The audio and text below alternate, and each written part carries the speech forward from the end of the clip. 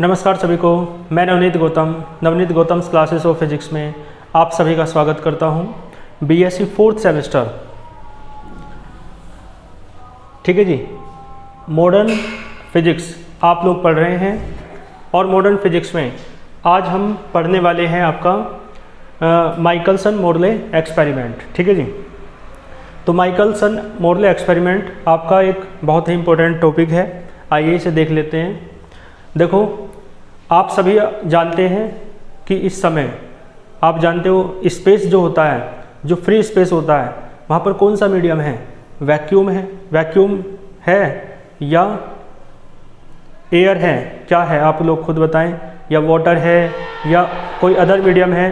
तो इस तरीके का आपको इस प्रश्न का उत्तर अच्छे से पता है, ठीक है जी।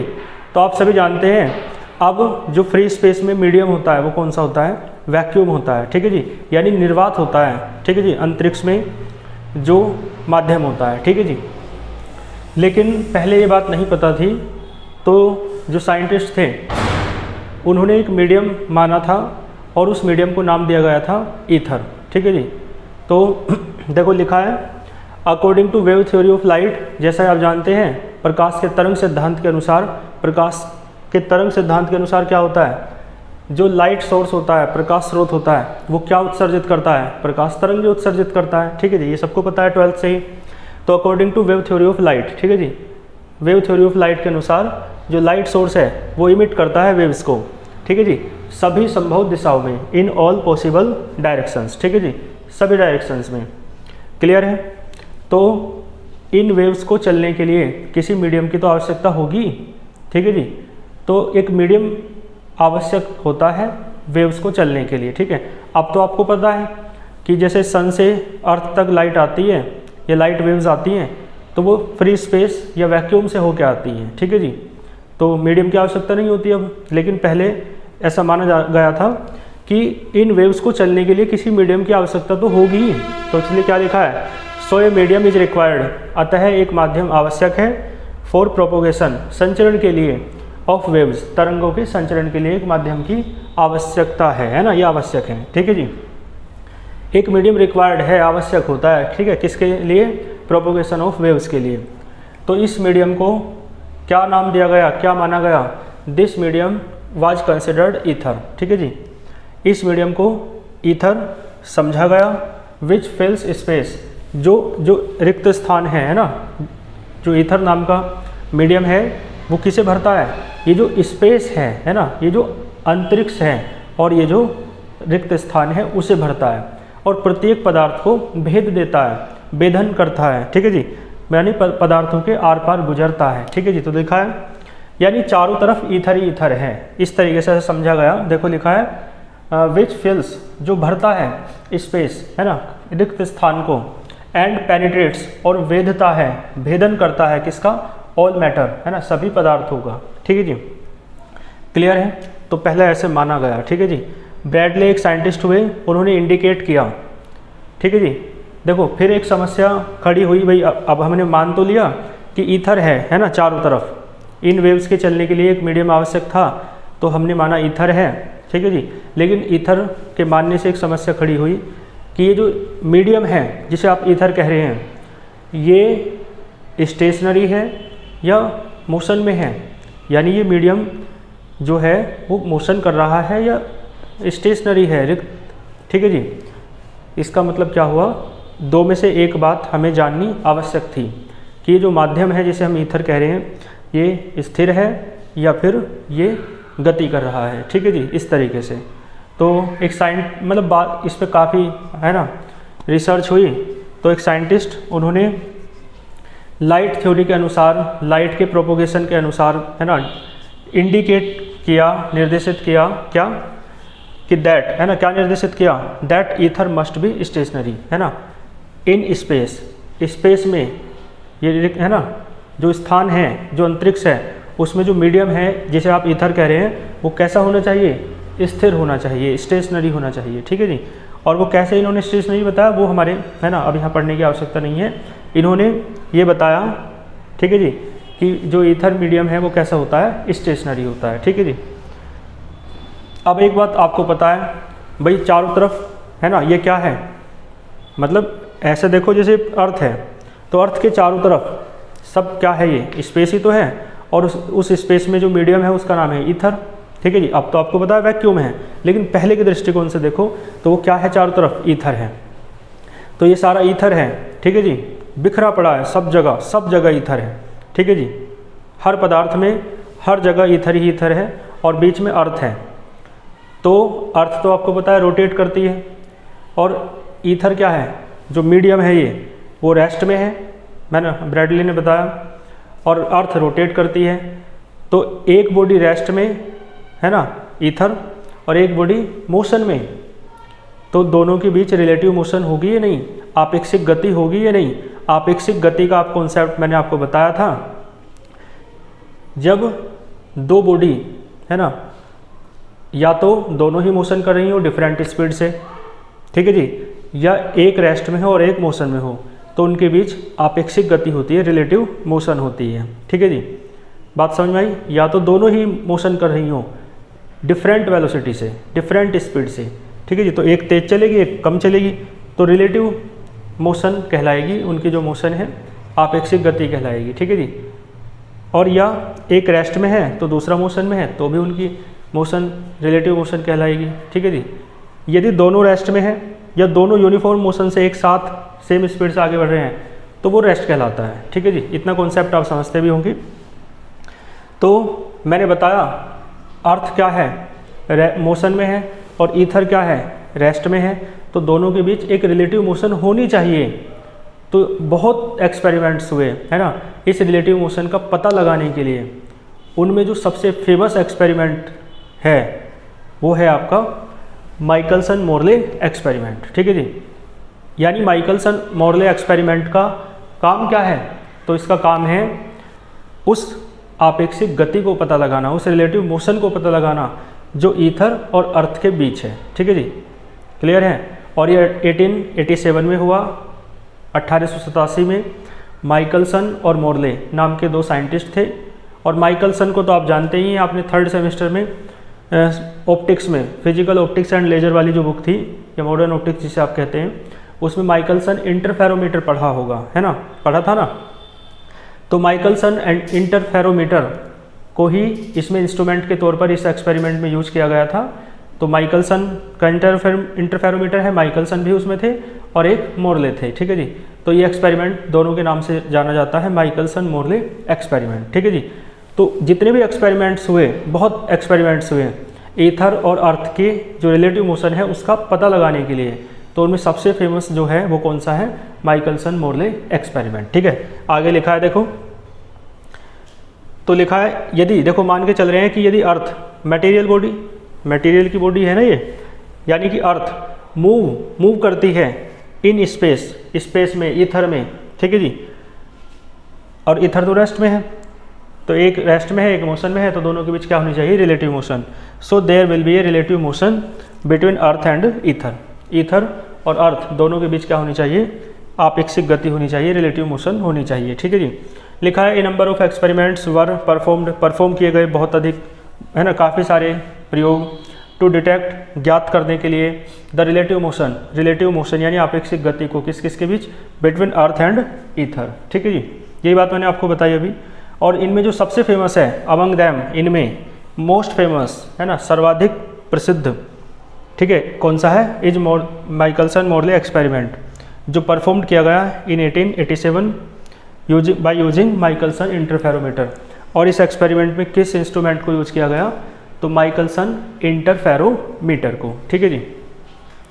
आइए इसके डायग्राम को समझ लेते हैं। एक्सपेरिमेंटल जो सेटअप है, देखो इसका एक्सपेरिमेंटल सेटअप में कोई नई बात नहीं है, थोड़ा सा बस क्या होगा, एक तो माइकलसन इंटरफेरोमीटर का तो तुम्हें पता ही है ना। माइकलसन इंटरफेरोमीटर में आपको पता तो है एक क्या होता है, एक मिरर इधर होता है जिसे आप M1 कह सकते हो। ठीक है जी। और आपको पता है दो मिरर होते हैं माइकलसन इंटरफेरोमीटर में, एक M1 और एक M2 इस साइड। ठीक है जी।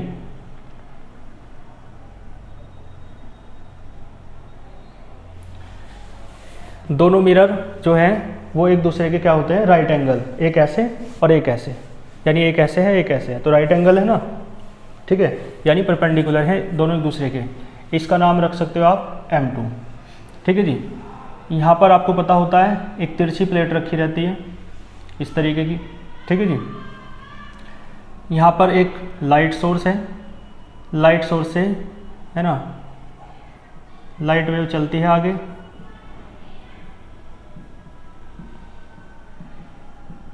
ये लाइट सोर्स है, प्रकाश स्रोत S, इससे निकलकर लाइट हर डायरेक्शन में चल रही है। और ये जो प्लेट है आपको पता है हाफ सिल्वर्ड होती है, ताकि इससे रिफ्लेक्शन भी हो सके, परावर्तन, और रिफ्रैक्शन भी हो सके, अपवर्तन, ठीक है जी। तो लाइट रे पार्शियली रिफ्लेक्ट हो जाती है और पार्शियली रिफ्रैक्ट हो जाती है, आपको पता है, ठीक है जी। तो रिफ्लेक्ट होगी तो रिफ्लेक्ट होके ऊपर आएगी, टकरा के वापस ऊपर जाएगी, ठीक है जी, ऐसे आ रही थी। और रिफ्रैक्ट भी होगी तो रिफ्रैक्ट होके, अब हमें रिफ्रैक्शन वगैरह तो दिखाना नहीं है क्योंकि है ना मोटा मोटा डायग्राम बनाना है, रिफ्रैक्शन वगैरह दिखा के तो वहाँ पे आपने अच्छे से समझा, तो मैं बिल्कुल ऐसे ही दिखा दूँ। रिफ्रैक्शन हो रहा है, दूसरी प्लेट भी रहती है ना, लेकिन बस है ना मोटा मोटा दिखाना है, क्योंकि मेन चीज़ माइकलसन इंटरफेरोमीटर नहीं पढ़ना, मेन चीज़ ये पढ़ना है ना एक्सपेरिमेंट में क्या है, ठीक है जी। तो ये टकराएगी, ये भी टकरा के वापस आएगी, और मान लो ये जो प्लेट है आपकी, इसका नाम मान लो P है, ठीक है जी, हाफ सिल्वर्ड प्लेट है, बात समझ में आई। और फिर ये दोनों देखो, ये भी टकरा के वापस आएगी, ये भी टकरा के वापस आएगी, और ये दोनों कहाँ जाती हैं, टेलीस्कोप में, ठीक है जी, कहाँ जाती हैं दोनों, ठीक है जी, टेलीस्कोप में जाती हैं।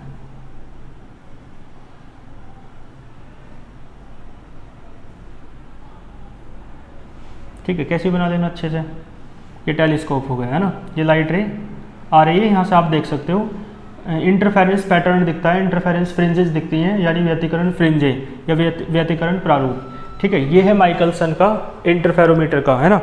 अब एक्सपेरिमेंट पढ़ना है हमें, ठीक है जी, तो हम एक्सपेरिमेंट पढ़ेंगे। देखो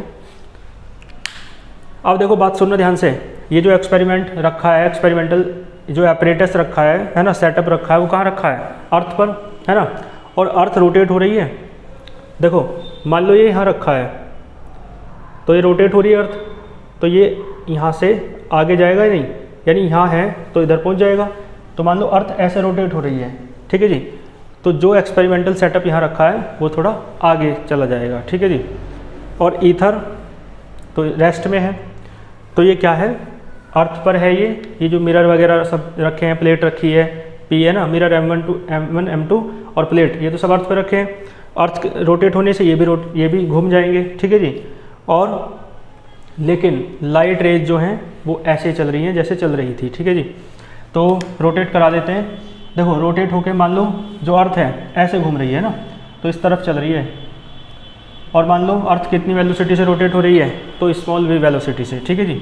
और ये जो लाइट है ये तो सब c वेलोसिटी से चलती हैं, है ना। देखो तो ये जो मिरर है जब ऐसे रोटेट हो रहा है तो मिरर आगे पहुंच जाएगा, ठीक है जी। मान लो यहाँ पे आ गया, डॉटेड से दिखा रहा हूँ जो अगली इसकी पोजीशन है ना,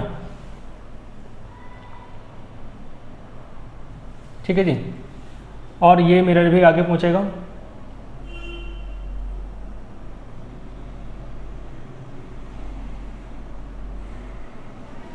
ठीक है जी। और ये प्लेट भी आगे पहुँचेगी, ठीक है। प्लेट थोड़ी बाद में बनाएंगे अभी, है ना। देखो जो लाइट रे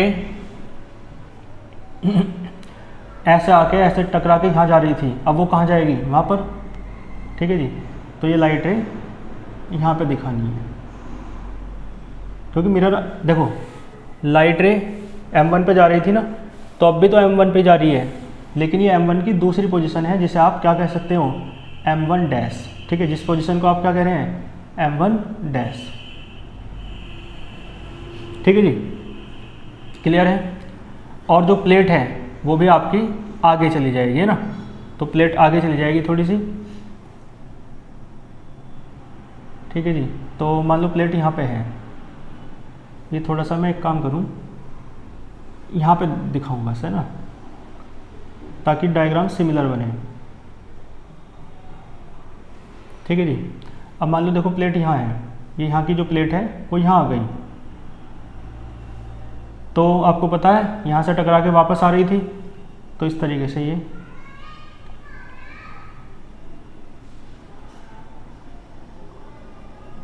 ये आ गई है ना।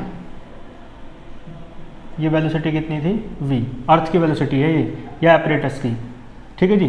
तो देखो लाइट रे m1 की तरफ जा रही थी, तो देखो m1 की तरफ पहले जा रही थी। ये बात जो है ना ब्लैक से जो मैंने बनाई है, ये पता है कब के लिए है, ये बात तब के लिए है यदि ये दोनों ही रेस्ट में हैं, यदि ईथर और अर्थ दोनों ही रेस्ट में हैं तो ऐसे होता, जो मैंने ब्लैक से बना रखा है, ठीक है। ऐसे होता है प्रायः नॉर्मली, है ना। लेकिन वास्तव में क्या होता है, जब ईथर को आप कंसिडर करके चलते हैं तो क्या होता है, देखो तो ध्यान देना। तो ये जो लाइट रे है m1 पे जा रही थी, अब अर्थ तो घूम गई, तो m1 थोड़ा आगे चला गया, तो अब भी तो m1 पे ही जा रही है, लेकिन m1 का नाम बदल कर क्या हो गया m1 डैश, ठीक है जी। अब ध्यान देना, m1 से टकरा के वापस आ रही थी, तो देखो अब भी तो m1 से टकरा के वापस आ रही है, m1 का नाम अब m1 डैश है, तो m1 से टकरा के अब भी वापस आ रही है। प्लेट भी आगे है, तो ये रही प्लेट, प्लेट से टकरा के आपको पता है इधर चली गई थी टेलीस्कोप की तरफ, तो अब भी टेलीस्कोप की तरफ चली जाएगी, ठीक है। टेलीस्कोप को तो एडजस्ट करा सकते हो, इधर ले जाएंगे, ठीक है जी, क्लियर है। तो इस तरीके से ये आपका क्या है, ये माइकलसन मोरले एक्सपेरिमेंट का डायग्राम हो गया, ठीक है जी, क्लियर है। और मैंने अर्थ की वेलोसिटी नीचे को यहाँ दिखा दूँ, है ना, और यहाँ से एक लाइन खींच लो, ठीक है जी, जरूरत पड़ेगी इसकी, क्लियर है। अब देखो ध्यान देना, एक तो लाइट रे ऐसे चली जाएगी और एक लाइट रे जो है, अब ये वाला मिरर यहाँ पे है, तो ऐसे जाएगी और टकरा के वापस आ जाएगी, ठीक है जी, इस प्लेट तक, और फिर दोनों क्या आ जाती हैं, इधर चली जाती हैं टेलीस्कोप में, ठीक है जी। कुल मिला के बस क्या करना है, इस मिरर को थोड़ा सा आगे खिसका देना है ना, इस मिरर को थोड़ा सा आगे खिसका देना है और इस प्लेट को आगे खिसका देना है, ठीक है जी, बात समझ में आई। और देखो यदि दोनों रेस्ट में थे तो ये ब्लैक वाला है डायग्राम, और यदि अर्थ मोशन कर रही है इस तरफ v वेलोसिटी से, तो मिरर m1 भी और मिरर m2 भी और प्लेट p भी, तीनों की है ना पोजीशन बदल जाएगी। m1 का नाम दूसरी पोजीशन में m1 डैश रखा, प्लेट p1 का नाम p का नाम p डैश रख लो, और मिरर m2 का नाम m2 डैश रख लो, है ना, ठीक है जी। देखो लाइट रे आ रही थी, मिरर m1 की ओर जा रही थी पहले, देखो पहले, तो अब भी तो मिरर m1 की ओर जा रही है, ठीक है, अब भी तो m1 की ओर जा रही है, बात समझ में आई। और सुनना ध्यान से, मिरर m1 से टकरा के वापस आ रही थी प्लेट p तक, तो अब भी तो मिरर m1 से टकरा कर कहाँ आ रही है, प्लेट p तक, लेकिन m1 का नाम अब m1 डैश है और p प्लेट का नाम p डैश है, तो अब भी तो टकरा के प्लेट पर ही आ रही है, ठीक है जी। और सुनो, जो लाइट रे सीधी जा रही थी, एक तो ऐसे जा रही थी, वो मिरर m2 से टकरा के वापस आ रही थी, तो अब भी तो ये लाइट रे जो ऐसे जा रही है वो मिरर m2 से टकरा के वापस आ रही है। ये अलग बात है कि m2 का नाम अब क्या है, m2 डैश, ठीक है जी, तो टकरा के अब भी वापस आएगी, ये इधर से वापस आई और ये वाली वापस यहाँ आई, दोनों यहाँ आके मिली और फिर ये दोनों टेलीस्कोप में चली जाएंगी, तो काम अब भी वही हो रहा है। यानी इसमें ही दो डायग्राम हैं आपके लिए, ब्लैक वाला उससे है जब रेस्ट में हैं दोनों, ईथर भी और अर्थ भी, और जो रेड वाला है वो आपका तब है जब अर्थ रोटेट कर रही है, ठीक है जी, v वेलोसिटी से एरो की डायरेक्शन में। बात समझ में आई आपको। तो इस डायग्राम की लैंग्वेज लिख देता हूँ मैं, आप यहाँ तक का स्क्रीनशॉट ले सकते हैं, ठीक है जी। तो इसके बाद आप लैंग्वेज देख सकते हो, ठीक है जी। लैंग्वेज में इसलिए लिख रहा हूँ क्या, ताकि आप लोग है ना अच्छे से नोट्स भी बना लें साथ ही साथ। बाकी आप लोग कमेंट भी करते हैं कि लैंग्वेज लेक्चर में ही करा दिया करो, लेकिन मैं ऐसे थोड़ा कठिन पड़ता है, ठीक है जी। और बाकी PDF नोट्स आपको टेलीग्राम चैनल पर मिलते ही हैं। तो आइए देख लेते हैं इस डायग्राम की लैंग्वेज, है ना। बाकी जो कैसे था क्या था वो मैंने पहले लैंग्वेज लिख के एक्सप्लेन कर दिया है। देखो क्या कह रहा है, द एक्सपेरिमेंटल सेटअप, है ना, एक्सपेरिमेंटल एपरेटस कह दो या सेटअप कह दो, is shown in the diagram, diagram में दर्शाया गया है चित्र में। और देखो हो क्या रहा है, तो ए लाइट बीम, एक प्रकाश पुंज, है ना, फ्रॉम सोर्स एस से, स्रोत एस से, ठीक है जी, फॉल्स गिरता है ऑन ए हाफ, है ना, on A half silvered glass plate P. मैंने बताया जो ग्लास प्लेट है ये पी, ये हाफ सिल्वर्ड है ना, यानी अर्ध रजतित है ना, हिंदी में कहेंगे अर्ध रजतित कांच प्लेट है ना हिंदी में, ठीक है जी। तो हाफ सिल्वर्ड है यानी पार्शियली रिफ्लेक्शन होगा इससे और पार्शियली रिफ्लेक्शन, ठीक है जी, पार्शियली रिफ्लेक्शन और पार्शियली रिफ्रैक्शन यानी आंशिक परावर्तन और आंशिक अपवर्तन, ठीक है जी। तो इस पर गिरती है और ये प्लेट कैसे रखी है, 45 डिग्री का एंगल बनाती है टू द बीम के साथ, है ना, ये बीम हो चाहे ये बीम हो, दोनों के साथ कितना एंगल बन रहा है, ये प्लेट कितना एंगल बना रही है, 45 डिग्री का, ठीक है जी, तिरछी रखी है, मतलब 90 पे ऐसे होता है तो 45 पे ऐसे हो जाएगा, टू द बीम, है ना। एंड इज डिवाइडेड, और ये जो रे है, ये जो बीम है, ये दो भागों में डिवाइड हो जाता है, लिखा है beams divided into 2 beams, 2 beams में 1 और 2, तो ये वाला मान लो 1 है और ये वाला मान लो 2 है, ठीक है जी, चाहे इसे 1 कह दो चाहे इसे 2 कह दो, वो तो कोई दिक्कत नहीं, 2 बीम्स में डिवाइड हो जाता है, ठीक है जी, 1 और 2 में। तो द बीम्स 1 और 2 travelling perpendicular to each other, आपको पता है जो बीम 1 है बीम 2 है, दोनों एक दूसरे के लंबवत ट्रैवल कर रहे हैं, ठीक है जी, परपेंडिकुलर, एक ऐसे जा रहा है तो एक ऐसे जा रहा है, ठीक है जी। तो यही बात लिखी है, ट्रैवलिंग परपेंडिकुलर जो ट्रैवल कर रहे हैं परपेंडिकुलर टू ईच अदर, एक दूसरे के, है ना। फॉल नॉर्मली किस पे गिरते हैं, ये लंबवत गिरते हैं, है ना, मिरर M1 पर और ये मिरर M2 पर, ठीक है जी। नॉर्मली का मतलब लंबवत, किस पे गिरते हैं, तो ऑन मिरर्स पर, कौन कौन से, तो M1 एंड M2, है ना, ठीक है जी। और ये मिरर क्या करते हैं, ये मिरर से टकरा के मिरर इन्हें वापस भेज देते हैं P पर ही, ठीक है जी। तो लिखा है विच रिफ्लेक्ट, मिरर क्या करते हैं, रिफ्लेक्ट कर देते हैं, परावर्तित कर देते हैं, डैम यानी इन बीम्स को बैक टू P, है ना, पुनः P की तरफ, क्लियर है। और P पे आती हैं ये वापस और ये फिर P से होके टेलीस्कोप में चली जाती है, ठीक है जी। तो लिखा है दीज 2 बीम्स गो टुवर्ड्स, चली जाती हैं टुवर्ड्स किसकी तरफ, ये टेलीस्कोप T, ठीक है जी। इन विच, जिसमें इंटरफेरेंस फ्रिंजेज आर ऑब्जर्व्ड या आर सीन, जिसमें व्यतिकरण फ्रिंजे, है ना, देखी जा सकती हैं, आर ऑब्जर्व्ड का मतलब देखी जा सकती हैं, ठीक है, ये देखी जाती हैं, क्लियर है। तो इतना मैंने आपको बताया। और ये तो कब है, जब रेस्ट में हो, है ना, अर्थ एपरेटस भी जब रेस्ट में हो, लेकिन जब मोशन कर रहा हो तो ये रेड वाला, है ना। तो देखो लिखा है, हाँ एक बात और है, जो मिरर M1 है और मिरर M2 है, दोनों सेम डिस्टेंस पर हैं प्लेट P से, ठीक है जी, इतनी ही डिस्टेंस पर वो है और इतनी ही डिस्टेंस पर ये है। आप डायग्राम बनाते हुए इस बात का ध्यान रखेंगे, ठीक है जी। तो लिखा है let the mirrors M1 and M2 be at the same distance, और वो डिस्टेंस कितनी है, तो स्मॉल l मान ली, from plate P, plate P से मिरर M1 भी और मिरर M2 भी, दोनों कितनी डिस्टेंस पर हैं, तो कितनी डिस्टेंस पर है, स्मॉल l, ठीक है जी। और देखो इफ़ द एपरेटस, यदि ये जो एपरेटस है, ये सेटअप है, इज एट रेस्ट, यदि रेस्ट में है, ईथर में किस में है भाई, ईथर तो सब जगह है और उसमें ये अर्थ है, अर्थ के ऊपर सेटअप है, ये एपरेटस है, तो एपरेटस रेस्ट में कब है, यदि अर्थ रेस्ट में है, ठीक है जी, क्लियर है। तो एपरेटस किस में है, रेस्ट में है, ठीक है जी, किस में, ईथर में, क्लियर है बात। तो दोनों बीम इसी तरीके से ब्लैक मार्कर से जैसे मैंने दिखा रखी है ऐसे दर्शाए जाएंगे ना।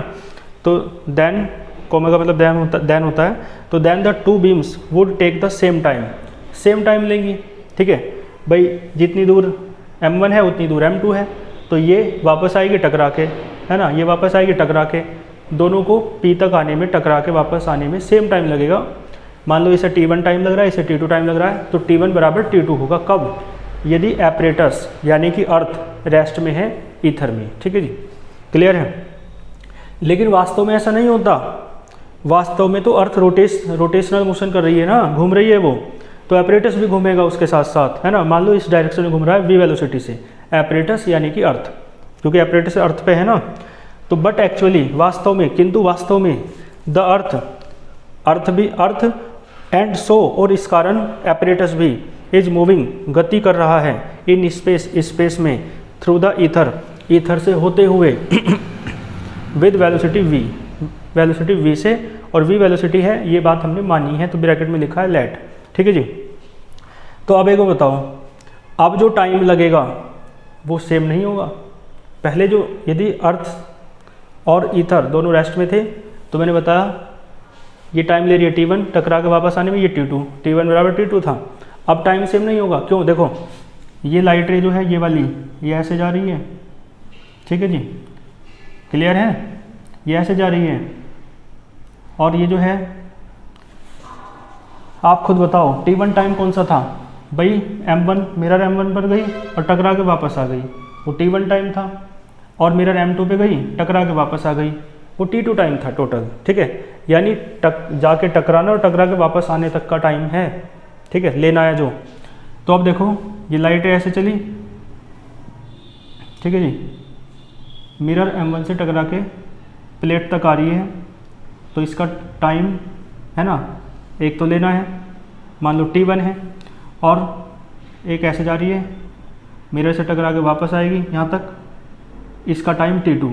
तो आप खुद देख के बताओ, ये ज़्यादा डिस्टेंस नहीं कवर कर रही और ये कम कर रही है। ठीक है, या एक ज़्यादा डिस्टेंस है एक कम डिस्टेंस है, तब तो टाइम में डिफरेंस प्रोड्यूस होगा या नहीं, तो टाइम सेम नहीं होगा। एक रे जल्दी आएगी टकरा के मिरर से और एक रे लेट आएगी। ठीक है जी, इसका मतलब टाइम में डिफरेंस ज़रूर होगा, तो वो टाइम डिफरेंस कितना होगा वो हमें निकालना है। ठीक है जी, क्लियर है। टाइम डिफरेंस निकल जाए तो आपको पता है एक रिलेशन होता है टाइम डिफरेंस और पाथ डिफरेंस में। ठीक है जी, एक रिलेशन होता है टाइम डिफरेंस और पाथ डिफरेंस में।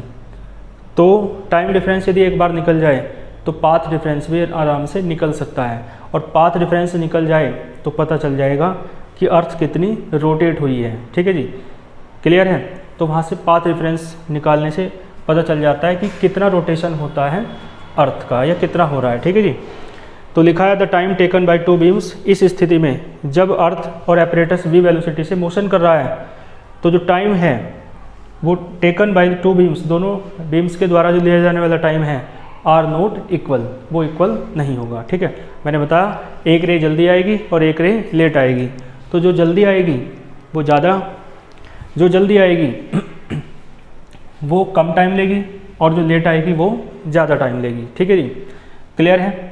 तो ये जो आपका एक्सपेरिमेंट है ना, इसमें है ना अभी आपको टाइम निकालना, यानी मैथमेटिकल इसका पोर्शन रह रहा है, तो इसका जो मैथमेटिकल पोर्शन है वो हम नेक्स्ट लेक्चर में करेंगे। ठीक है जी, क्योंकि बड़ा डेरिवेशन है बहुत, है ना, तो इसलिए आपने आज के इस लेक्चर में basic concept Michelson Morley experiment का समझ लिया है। ठीक है जी, तो आप यहाँ तक बहुत अच्छे से पढ़ लीजिएगा। नेक्स्ट लेक्चर में इसका न्यूमेरिकल वाला पोर्शन, न्यूमेरिकल नहीं बल्कि डेरिवेशनल कहना चाहिए, डेरिवेशनल पोर्शन हम इसका कर लेंगे। ठीक है जी, क्लियर है। और हाँ, आप लोग पूछते रहते हैं लेक्चर कब आएगा या क्यों नहीं आ रहा है, तो उसका कारण आप लोग खुद जानते हैं, है ना। आप लोगों को देखना चाहिए कि कितनी मेहनत लगती है ना, और फिर आप देखते हैं व्यूज़ इतने कम आते हैं, तो फिर है ना ऐसे हौसला बनता नहीं है ना, आप समझ सकते हैं। क्योंकि देखो, आप देखो YouTube से आप समझते हैं कोई ख़ास है ना बेनिफिट होता नहीं है फाइनेंशियली, लेकिन आप लोगों की पढ़ाई अच्छे से जारी रह सके, आप लोग है ना बिल्कुल विदाउट एनी कॉस्ट YouTube के माध्यम से अपनी पढ़ाई को कर सकें, है ना। इस कारण से आप लोगों के हित में हम कार्य कर सकें, कार्य को जारी रख सकें, इसके लिए आवश्यक होता है कि आप लोग और कुछ भी ना दें तो कम से कम अपना स्नेह अवश्य दें। ठीक है जी, और वो स्नेह मिलता है व्यूज़ के रूप में, लाइक्स के रूप में, है ना। ठीक है जी, या सब्सक्राइबर्स के रूप में। और आप देख सकते हैं खुद, जो मान लो लास्ट का लेक्चर है तो कितने कम व्यूज़ रहते हैं, तो इसी कारण से थोड़ा मोटिवेशन डाउन हो जाता है। तो आप लोग क्या करें, अधिक से अधिक, यदि आप चाहते हैं कि भाई अच्छे से मैं वर्क कर सकूं पूरे मोटिवेशन के साथ, है ना, आप लोगों का स्नेह मिलता है ना, वही हमारी ऊर्जा है। तो आप लोग क्या करें, वीडियो को अधिक से अधिक शेयर करें, है ना, व्यूज़ ताकि अधिक से अधिक बढ़ें, है ना, सब्सक्राइबर ताकि अधिक से अधिक बढ़ें, और हमारे अंदर एक जज्बा पैदा हो आपके लिए कार्य करने का। ठीक है जी, तो प्रत्येक विद्यार्थी एक थोड़ा सा है ना गुरु दक्षिणा कह लो या सहयोग कह लो, है ना, या सपोर्ट कह लो, उसके रूप में कम से कम अधिक से अधिक शेयर करा कीजिए, है ना। क्योंकि देखो मुझे डॉक्टर कुंवर बेचैन साहब एक बड़े कवि हुए, उनकी 4 पंक्तियाँ याद आती हैं। उन्होंने कहा, मतलब वो सहयोग को समर्पित हैं कि दूसरे के सहयोग कितना आवश्यक हो जाता है। उन्होंने कहा कि पूरी धरा का भी साथ हो तो और बात है, धरा कहते हैं पृथ्वी को, पूरी धरा का भी साथ हो तो और बात है, मगर तुम्हारा जरा भी साथ हो तो और बात है। समझ रहे हो ना आप लोग? ये पंक्तियाँ मैं आपको कह रहा हूँ कि भाई लोग मोटिवेट करें ना करें कि हाँ पढ़ाना चाहिए, अच्छी बात है ये वो, लेकिन जब बच्चे सपोर्ट करते हैं तो बहुत ज़्यादा मोटिवेशन मिलता है। तो ये पंक्तियाँ मैं आपको समर्पित कर रहा हूँ, ठीक है? आप किसी और को भी कर सकते हो जिसे आप सोच रहे हैं, ठीक है? तो मैंने कहा, मतलब डॉक्टर कुंवर बेचैन ने लिखा कि पूरी धरा का भी साथ हो तो और बात है, मगर तुम्हारा जरा भी साथ हो तो और बात है, और चलने को तो चल रहे हैं एक पाँव से भी लोग, मगर दूसरे का भी साथ हो तो और बात है। तो ये पंक्तियाँ आप है ना समझें और देखें कि सपोर्ट, सहयोग कितना आवश्यक हो जाता है, ठीक है जी? चलो मिलते हैं फिर नेक्स्ट लेक्चर में, तब तक के लिए ऑल द वेरी बेस्ट।